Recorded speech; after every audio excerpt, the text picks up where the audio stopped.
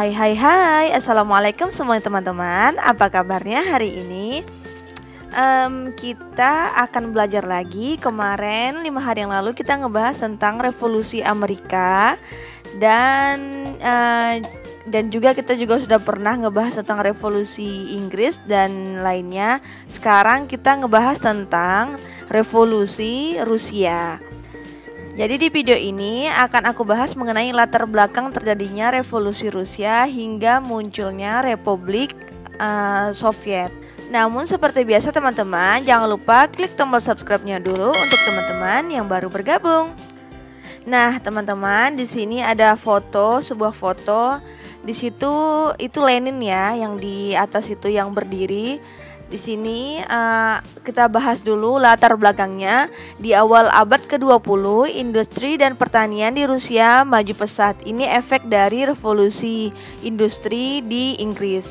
Hal ini sejalan dengan kebijakan pemerintahan Tsar Nicholas II yang senantiasa memajukan perekonomian dengan jalan meningkatkan produksi pertanian dan memajukan industri. Namun di lain pihak, Tsar Nicholas mengekang kehidupan politik rakyatnya, sehingga muncul golongan buruh atau proletar yang menuntut hak-hak politik rakyat.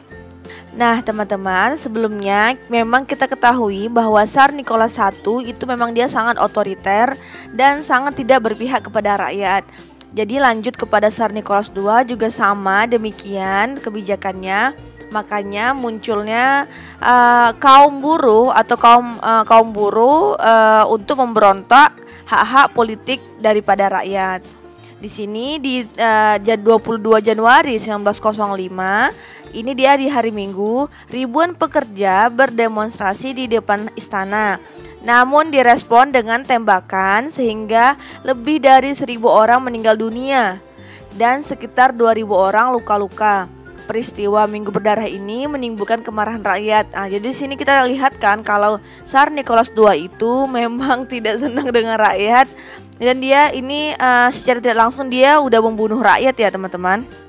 Nah teman-teman, faktor lain terjadinya revolusi itu juga aku bagi-bagi ada 4. Yang pertama, keinginan rakyat akan pemerintahan yang liberal. Baru kedua, kekecewaan rakyat terhadap pemerintahan reaksioner dari Nicholas Tsar. Yang ketiga, tuntutan tentang perbaikan nasib kaum buruh dan tani. Dan yang terakhir itu kekalahan Rusia dalam Perang Rusia-Jepang tahun 1905 melemahkan pemerintahan Nicholas Tsar sehingga kaum revolusioner berani memberontak.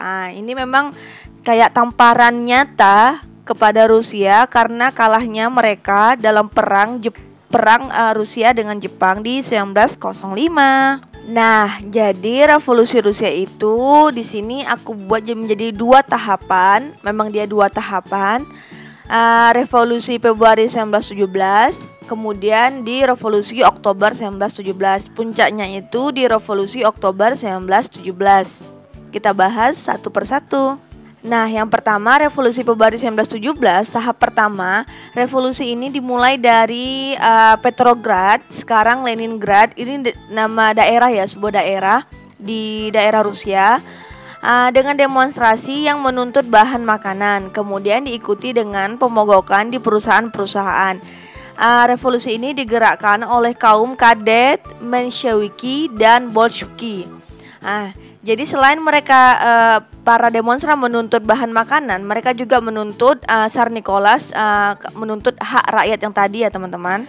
Nah kemudian akibat dari revolusi ini, kaum buruh berhasil menggulingkan kekuasaan Tsar Nicholas. Kekuasaan pun dikendalikan oleh kaum kadet dengan pembentukan pemerintahan sementara. Namun kaum kadet tidak segera melakukan perubahan seperti yang dituntut oleh rakyat. Akhirnya kaum Menshevik di bawah pimpinan Kerensky menggulingkan kaum kadet dan menggantikan pemerintahan. Nah di sini teman-teman, revolusi tahap pertama Februari 1917 sudah berakhir dengan akhirnya kaum kadet menggulingkan pemerintahan Tsar Nicholas dan akhirnya juga kaum kadet digulingkan oleh kaum Menshevik. Kemudian kita lanjut di revolusi tahap kedua atau namanya revolusi Oktober 1917. Revolusi Bolshevik atau dikenal dengan revolusi Oktober adalah revolusi yang dilakukan oleh pihak komunis Rusia di bawah pimpinan Lenin. Ketika pemerintahan Menshewik kehilangan kepercayaan di mata rakyat, kaum Bolshewik segera mendekati rakyat dan menjanjikan adanya kedamaian dan pembagian tanah. Dengan cara ini, kaum Bolshewik mendapat simpati dan dukungan dari rakyat. Ini kalian lihat gambarnya, di situ adalah gambar Lenin ya teman-teman. Nah, teman-teman, jadi proses terjadinya revolusi Bolshewik itu dimulai di Petrograd lagi. Yang tadi Oktober tadi tahap pertama tadi yang Februari 1917 juga di Petrograd, ini juga sama. Revolusi ini menyerukan untuk mendirikan revolusi Soviet, yaitu komunis ya. Angkatan darat dan angkatan laut di Petrograd memihak Lenin, yaitu pimpinan dari revolusi ini. Akhirnya pada 25 Oktober 1917, pemerintahan Menshewik di bawah pimpinan Kerensky berhasil digulingkan oleh si Lenin tadi gitu. Nah teman-teman, sebelum aku lanjut pembahasan kita hari ini, di sini aku mau tampilkan beberapa foto. Ini foto yang pertama itu foto Tsar Nicholas II dengan keluarganya. Kemudian di sini juga ada foto kaum buruh dengan kaum tani yang lagi berdemo. Terus di sini juga ada foto yang ketiga, Vladimir Lenin, yaitu Lenin, pemimpin tadi dari revolusi Bolshevik. Tokoh yang mempelopori revolusi Rusia. Nah, untuk pembahasan terakhir teman-teman, sepertinya kita harus melihat bagaimana dampak revolusi Rusia itu bagi kita negara Indonesia. Di sini sudah aku rangkum beberapa. Yang pertama, kemenangan revolusi Bolshevik di Rusia disambut dengan antusias, terinspirasi oleh revolusi Rusia ISDV. Tahu nggak ini apa ya ISDV? Nah, ISDV itu Indisch Social Democratische Vereniging. Ini merupakan partai politik di Indonesia yang berpaham sosialis. Kemudian berubah haluan ke pandangan komunis dan lahirlah dia PKI.